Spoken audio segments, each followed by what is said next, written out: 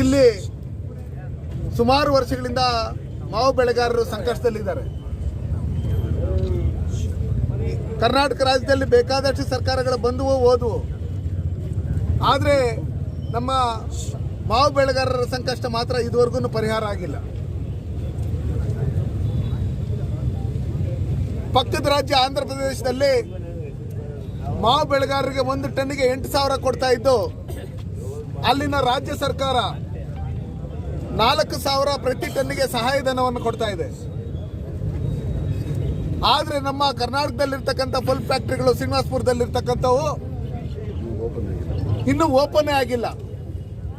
ಮಾವು ಬೆಳೆಗಾರರು ಸಂಕಷ್ಟದಲ್ಲಿದ್ದಾರೆ.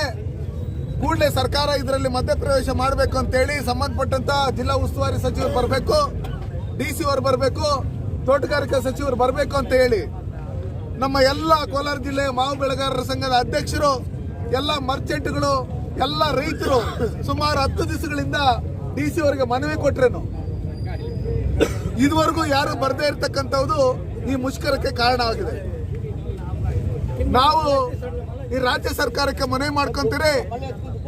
ಇವತ್ತು ಏನು ನಮ್ಮ ಮಾವು ಬೆಳೆಗಾರ, ಇವತ್ತು ನಂದು 3 ಎಕರೆ ಇದೆ, ನಾನು ಬೆಳೆದಿರ್ತಕ್ಕಂಥ ಬೆಳೆಗೆ ನನಗೆ ಸರಿಯಾಗಿ ಬೆಲೆ ಸಿಗ್ತಾ ಇಲ್ಲ, ನಾನು ಸೂಸೈಡ್ ಮಾಡ್ಕೊಂತೀನಿ ಅಂತೇಳಿ ಇವತ್ತು ಮಾವಿನ ರಾಶಿ ಮೇಲೆ ಕುತ್ಕೊಂಡಿದ್ದಾನೆ.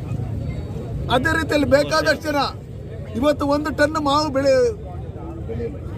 ಬೆಳೆಯೋದಕ್ಕೆ ಎಷ್ಟು ಖರ್ಚಾಗುತ್ತೆ, ಅದನ್ನ ಕೀಳೋದಕ್ಕೆ ಕನಿಷ್ಠ ಪಕ್ಷ 3,500,000 ಖರ್ಚಾಗುತ್ತೆ. ಲೇಬರ್ಸ್ಗೆ ಮತ್ತೆ ಟ್ರಾಕ್ಟರ್ಗೆ, ಅದಕ್ಕೆಲ್ಲ.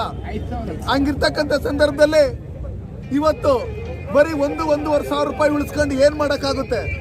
ಇಲ್ಲಿರ್ತಕ್ಕಂಥ ರೈತರು ವರ್ಷಕ್ಕೊಂದು ಬಾರಿ ಮಾವು ಬೆಳೆ ಬಂದಾಗ ಮಕ್ಕಳಿಗೆ ಮದುವೆ ಮಾಡೋಣ, ಏನೋ ಮನೆ ಕಟ್ಟೋಣ, ಇಲ್ಲ ಸಾಲ ತೀರ್ಸೋಣ, ಇಲ್ಲ ಮೈಗೆ ಹುಷಾರಿಲ್ಲ ಹಾಸ್ಪಿಟ್ಲ್ಗೆ ಹೋಗೋಣ ಅಂತೇಳಿ ಕಾಯ್ತಾ ಇರ್ತಕ್ಕಂಥ ಸಂದರ್ಭದಲ್ಲಿ ಇವತ್ತು ಇಷ್ಟು ಬೆಲೆ ಪಾತಾಳಕ್ಕೆ ಹೋಗಿರ್ತಕ್ಕಂಥ ಸಂದರ್ಭದಲ್ಲಿ ಇವತ್ತು ರೈತರು ತೊಂದರೆಯಲ್ಲಿದ್ದಾರೆ.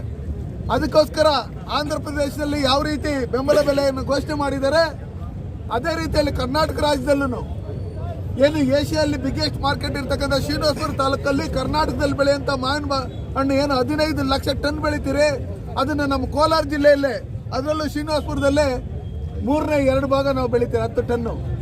ಅದಕ್ಕೋಸ್ಕರ ಜಿಲ್ಲಾ ಉಸ್ತುವಾರಿ ಸಚಿವರು, ಮುಖ್ಯಮಂತ್ರಿಗಳು, ಸಂಬಂಧಪಟ್ಟಂತ ಸಚಿವರು ಕೂಡಲೇ ಶ್ರೀನಿವಾಸಪುರ ತಾಲೂಕಿಗೆ ಬಂದು ಮಾವು ಬೆಳೆಗಾರರಿಗೆ ಮತ್ತೆ ಮರ್ಚೆಂಟ್ಗಳಿಗೆ ಆಗ್ತಾ ಇರ್ತಕ್ಕಂಥ ಅನ್ಯಾಯ ನಷ್ಟವನ್ನು ಭರಿಸ್ಕೊಡ್ಬೇಕು. ಇಲ್ಲವಾದ್ರೆ ನಾವು ಅನಿರ್ದಿಷ್ಟ ಮುಷ್ಕರವನ್ನು ಇದನ್ನು ಮುಂದುವರಿಸ್ತೀರಿ. ನಾವು ಯಾವುದೇ ಕಾರಣಕ್ಕೂ ಈ ಮುಷ್ಕರವನ್ನು ವಾಪಸ್ ತಗೊಳ್ಳಲ್ಲ.